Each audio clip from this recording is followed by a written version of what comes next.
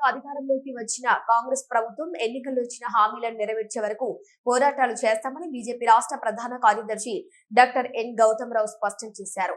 మహబూబాబాద్ జిల్లా నెల్లికుదురు మండల కేంద్రంలోని అమూల్య గార్డెన్ లో నిర్వహించిన బీజేపీ జిల్లా స్థాయి కార్యవర్గ సమావేశంలో ఆయన ముఖ్య అతిథిగా మాట్లాడుతూ కేంద్ర ప్రభుత్వం ప్రతిష్టాత్మకంగా అమలు చేస్తున్న సంక్షేమ పథకాలు ప్రజల్లోకి తీసుకువెళ్లి బీజేపీని బూత్ స్థాయి నుంచి బలోపేతం చేయాలన్నారు.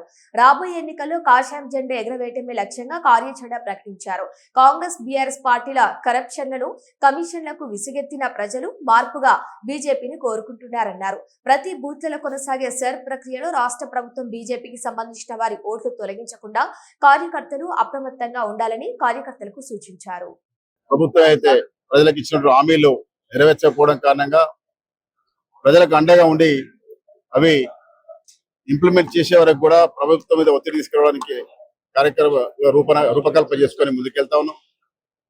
అదేవిధంగా భారతీయ జనతా పార్టీ సంస్థాగతంగా కూడా రాబోయేటువంటి ఎన్నికలలో ప్రజలు ఏదైతే కోరుకుంటారో మార్పు ఈ రాష్ట్రంలో కాంగ్రెస్ పార్టీ బీఆర్ఎస్ పార్టీ ఈ రెండు పార్టీల యొక్క కరప్షన్ కమిషన్లకు విసిగెచ్చినటువంటి యొక్క ప్రజలు ఆల్టర్నేట్ గా భారతీయ జనతా పార్టీ రావాలని చెప్పి కోరుకుంటున్నారో దానికి కూడా మేము సమాయత్తం అవుతూ దాన్ని స్వీకరించడానికి మేము ముందుకెళ్తా ఉన్నాం.